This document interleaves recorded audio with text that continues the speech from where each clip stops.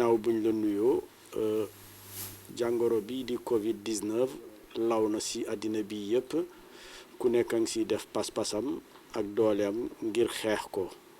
yow fii nga jiite entreprise yan motukaay nga jël. waaw motuwaay yi ñu jël fii ci COSEC dafa naa ne ba ñuy njëkk a annoncé ne am na benn cas au Sénégal le 2 mars la woon 2 mars boobu mu ngi ñu fekkoon sax ñuy réunion ak suñu représentant bi nekk Chine ndax COSEC dafa am représentant foofu ñu waroon ko jox matériel pour mu waroon yóbbu fële ci Yiwu ak Guangzhou matériel pour xeex feebar bi jour boobu ci réunion ba sax la ñu annoncé ne am na benn cas bu ñu gis Sénégal donc COSEC teel na sensibiliser wu ci feebar bi ba commencé woon jàppale sunu sénégalais yi nekk Chine ak fële normalement Yiwu ak Guangzhou bañ ñu ko annoncé également ca ëllëg sa le 3 mars mettre nañu en place fii ci COSEC dispositif boo xamante ni jënd nañu ay gel jënd ay masque jënd thermomètre infrarouge pour que contrôler la température waa COSEC yëpp pour que aussi kuy dugg si aussi ñu contrôler la loolu déjà jël nañ ci ay dispositions jël nañ également bi ñu demee ba état bi commencé jël yenn mesures yi ñun ñu sàmmook mesures yooyu état bi également bi mu demander la solidarité ñun COSEC yëkkati nañ somme bu takku participer ko jaarale ko ci sunu ministère mu jox ko ministre bi yor wàllu wér-gi-yaram à titre individuel également ñu participer ci kon commencé nañu jël ay mesures yooyu au niveau du COSEC mais jàppale nañu également sunu personnel ndax boo nee nit ki aussi na nga gën a renforcer sa set na nga gën a renforcer lii ak lii il faut nga jàppale ko kon personnel bi ku ci nekk jox nañ la benn kit boo xamante ne masque mu ngi ci gant lu bëri mu ngi ci pour permettre yow ak sa njaboot nga jéem a xool nooy aaree sa bopp yemuñu ci également structure yi ñuy liggéeyal ñu jëm leen a accompagner tey jii rek bu waxtu bi may wax yow ni am na équipe buy dem marché central poisson pour jàppale leen ci loolu donc ñun au niveau du COSEC jël nañu ay dispositions yoo xamante ne dañ koy teel a jël mais wéer ko nag ci décision yi nga xamante ne état du Sénégal daf ko jël. monsieur le directeur ngir dakkal jéego yi nga xam ne ni virus bi mu ngi koy dox ci Sénégal njiitu réew mi jël ay ndogal yu bëri mu bokk ci état d'urgence ak couvre-feu ndogal yooyu nan nga ko jàngatee. waaw ndogal yooyu ni ma ko jàngatee dama koy rafetlu ndax ndogal yooyu mooy tax virus bi ñu bloqué ko lan mooy fexe ba mu bañ a di transmettre di jóge ci nit dem ci nit et cetera donc ndogal yu am solo la ndax tey ji boo nee couvre-feu am na waxtu woo xam ne kenn dootul génn boo nee état d'urgence dugal nga ci dëkk bi ci situation boo xamante ne gouverneur ak préfet yi mën nañ jël ay dispositions yu gaaw sur la base de l'appréciation bi ñuy def sans compter également interdiction yi am ci dajaloo yi ak ci voyage yi diggante région ak région yooyu mooy li ñu tuddee geste barrière Chine ba mu leen dalee geste yooyu la ñu mettre en place pour mën a contenir virus bi kon yoon bi ñëpp xam nañ ko président de la République jël ci ay mesures yu am solo mais li ci gën a neex aussi mesures yooyu mu yaatal ko ba ñëpp d'accord ci li ki des nag mooy jëfe te sénégalais yi commencé nañ ko jëfe sénégalais yi commencé nañ ko jëfe moom moo ci jiitu démb mu daal di dalal ñi di kàngamu opposition bi yow mi nekk acteur politique nan nga gisee ndaje bi nga xamante ni mooy balai incessant bi amoon démb ci palais de la République ak taxawaayu opposition bi aussi ndax président de la République boo seetloo moom dialogue daf ko bëgg waxtaan daf ko bëgg ndax boo xoolee dialogue national sax mën naa ne mooy jiitu loolu nga xamante ne mooy Covid 19 bi mais li ëpp solo mooy loolu noonu la réew di doxee te président de la République dafa doon nit koo xamante ne xam na contexte bi ñu nekk tey xam na li il faut que ñëpp juboo ci pour que jëfe bi gën a yomb dama koy gërëm di ko sant ci disposition yooyu mu jël mais également di remercier di féliciter l'opposition bi nga xamante ne fekk ji nañ ko te loolu lu rëy la lu am solo la au-delà de l'espace politique tey jii boo xoolee famille maraboutique yëpp d'accord nañ ci loolu église bi jullit yi ñëpp d'accord nañu ci li président la pi jël comme mesure loolu déjà li ki des mooy jëfe comme ni ma ko waxee sànq tey jii dëkk bi mu ngi en guerre contre le virus Covid 19 guerre boobu nag 15 millions de Sénégalais yëpp ay soldats lañ ci waaye capitaine bi wax na nan la ñuy xeexee loolu capitaine nag bu xësee ba wax commandant bi bu xësee ba wax ne lii la ñuy xeexee mbir mi li ki des mooy jëfe ko te ñun ñëpp ku ci nekk ñun soldat nga bu war a jóg pour xeex conformément ak plan bi mu teg plan bi geste barrière la raxas say loxo sàmm yenn cet yi ba pare aussi bañ a di voyage bu inutile beneen bi aussi bañ a di dem ci béréb boo xamante ne mbooloo yu takku dafay bëri ndax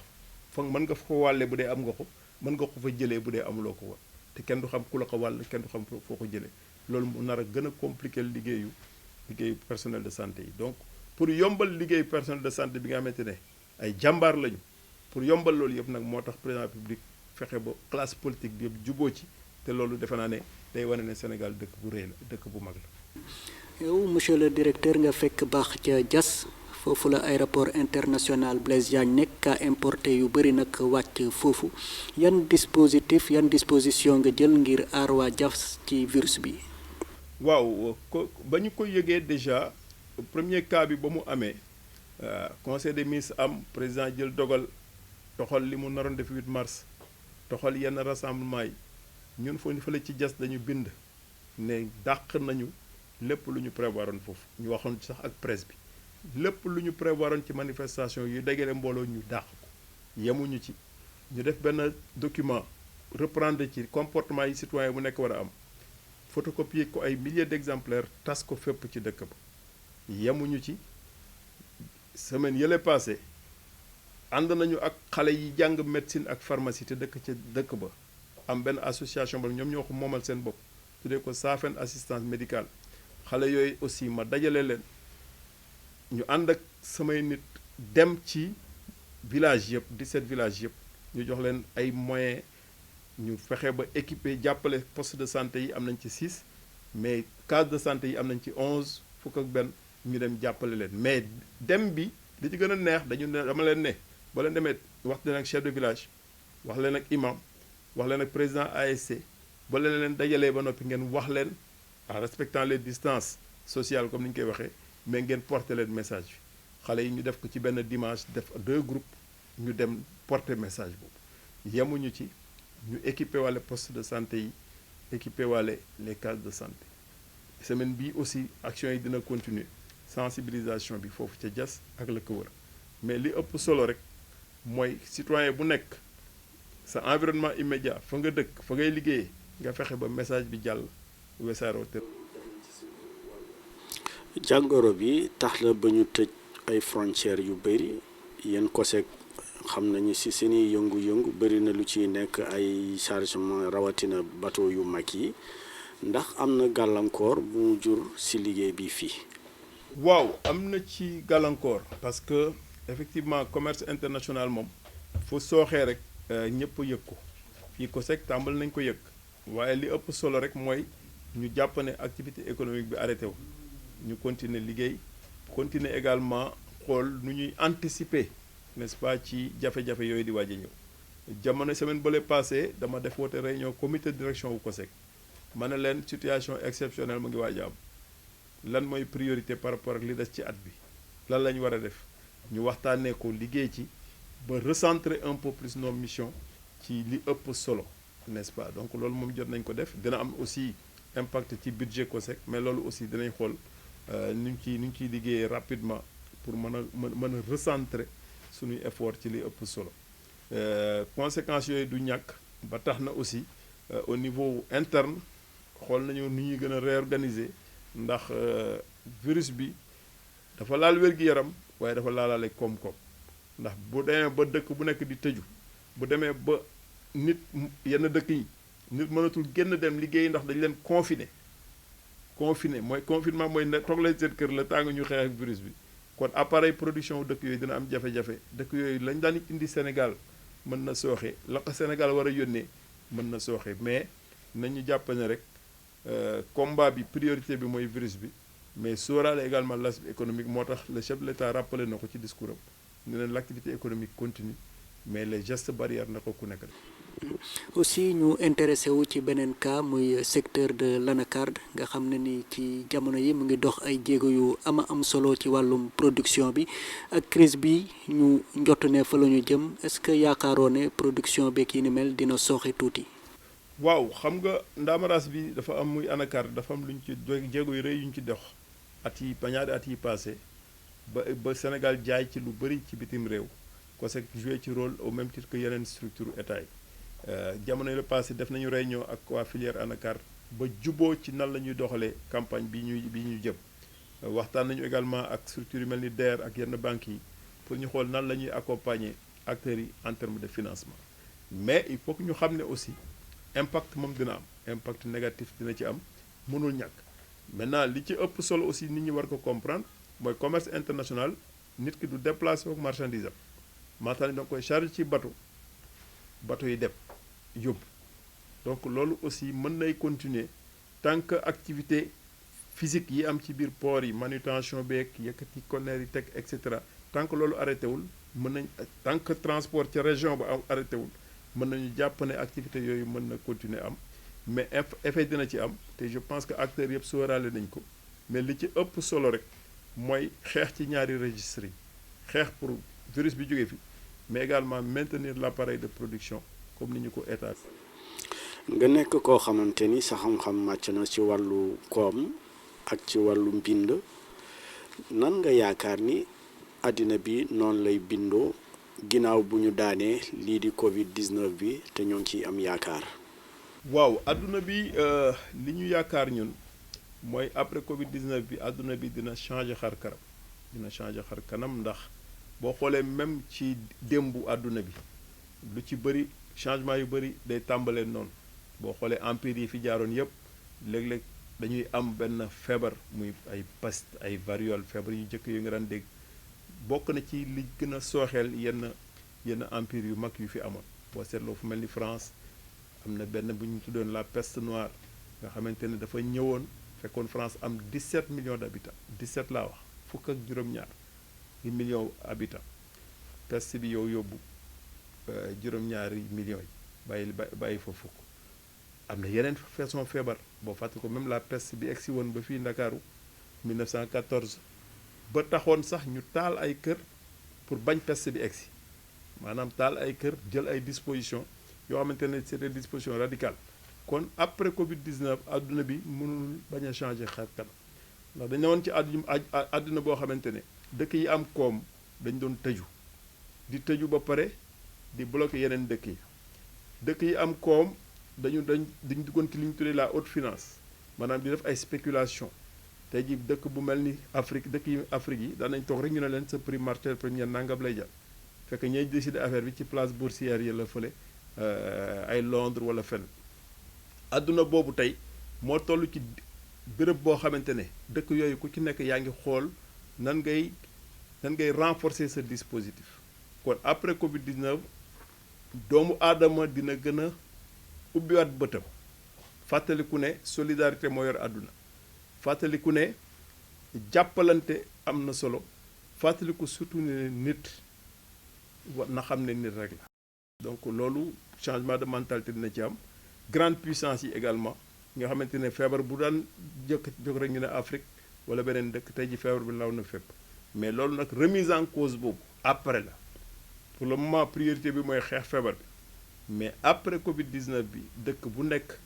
ci àdduna bi di nga gën a sentir ne ci benn espèce nga bokk bu ñu tuddee humanité waaw amul nit ku ñuul amul nit ku weex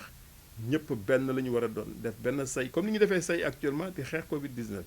te loolu nag dina redessiner un peu les contours n'est-ce pas de la géopolitique mondiale loolu mënul ñàkk mais li ëpp solo rek mooy li ma wax sànq Covid 19 ñëw na changé na mentalité yi nit ñi gën nañu comprendre ne war nañu respecter la nature ndax tey ji boo jëlee urbanisation par exemple lépp lu jëm ci tabax ay ville léeg-léeg gars yi ñu ñëw dindi garab yi rek tabax immeuble yi waaw virus ya newoon ca garab yi fu ñu jëm il faut ñu wut fu ñu dugg ndax virus il faut mu dugg ci benn espèce pour dund mën na dugg ci nit mën na dugg ci mala mën na dugg ci garab dund foofu mais tey ji donc tabax yooyu dafa war a ànd ak reboisement dafa war a ànd ak environnement boo xoolee tey président Macky Sall programme liggéeyal ëllëg dafa ne reforestation maanaam nañu fexe ba sunu àll yowoon ñu indiwaat ko wala ñu def sax lu ko ëpp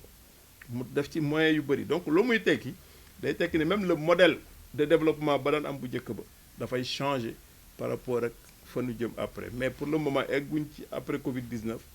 loolu mën nañ njort ne noonu lay demee mais li ëpp solo mooy xeex feebar bi mu jóge fi. bu ñu dellu si waatee ci réew mi njiitu réew mi Macky Sall jël ay ndogal ngir gunge secteur yi nga xam ne ni jot nañ ne dinañu loru ci crise bi muy ab fonds de riposte et de solidarité bi nga xam ne ni nar nañ ci dugal 1000 milliards ak benn remise fiscale bi nga xam ne ni 200 milliards la toll ndogal yooyu nan nga ko jàngatee. waaw dogal yu am solo la ndax xam nga président Macky Sall damay wax ne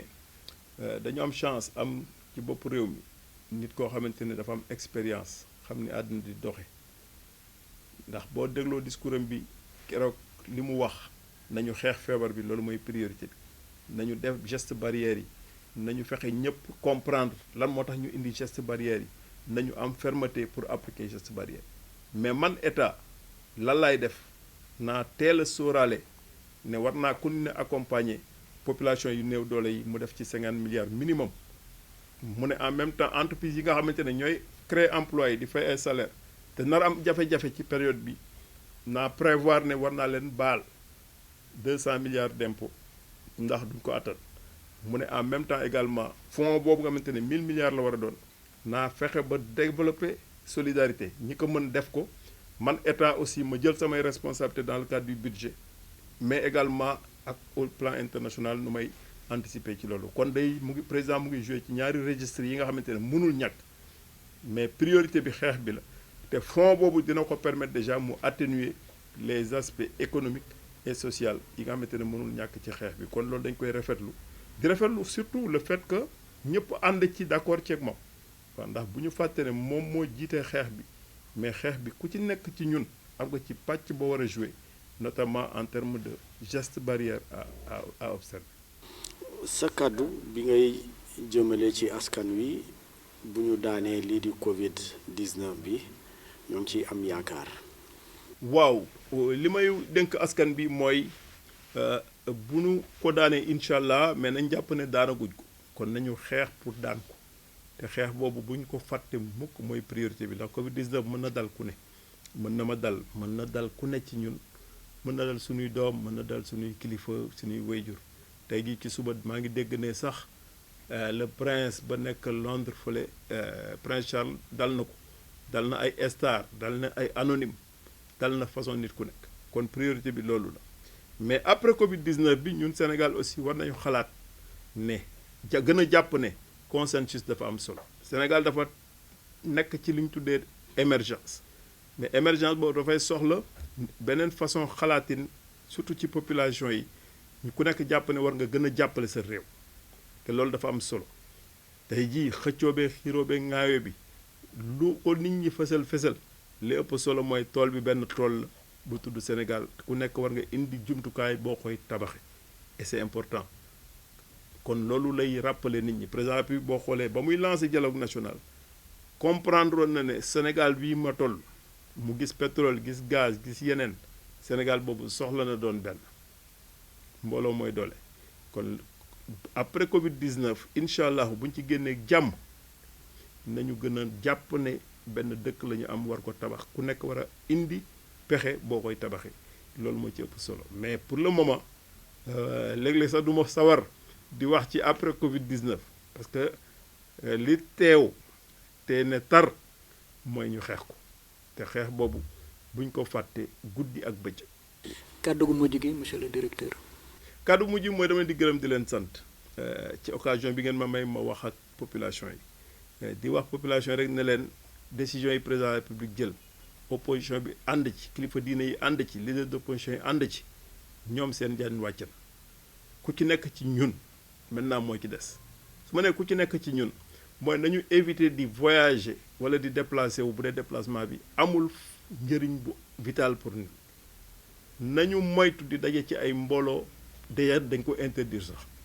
kuñ fi fekk ngay réunion wala ngay def ci fu mbooloo mën nañ la ci sax yóbbu dans le cadre de l'état d'urgence bi nekk en cours mais déjà réflexe citoyen bi mooy bañ a dem ci loolu ba pare aussi ñu sàmmoo couvre-feu bi ak état d'urgence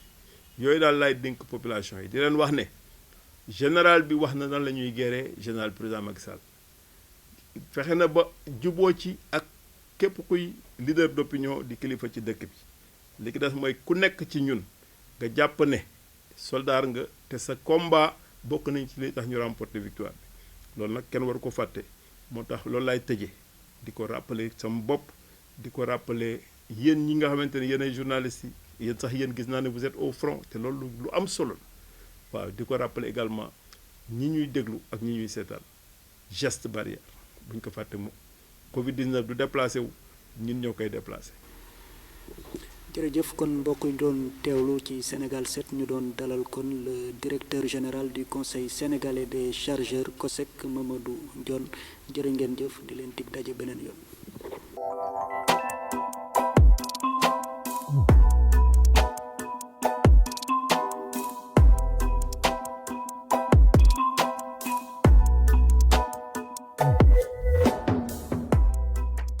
cheetetetet mais yow sawaay yow fu ñu la fekk yaa ngi ci kanamu ordinateur bi wala sa kanamu tablette ba sa téléphone portable lu xew mais damay lire ay information waaw xoolal boo bëggee am ay information yu leer nañ et en temps réel duggal ci www.senegal7.com ay information yu wóor man de maa ngi application Sénégal 7 lépp lu xew dama koy jot ci sama téléphone ci tàng bi te nag application Sénégal 7 am ko yomb na da ngay dugg ci Play Store wala Apple Store nga télécharger ko rek xam li xew ci réew mi ak la xew ci bitim réew te nag dara du la ci umpu. Vous voulez des informations en temps réel? Cliquez sur www.senegal7.com. Sénégal 7, le roi de l'information en temps réel.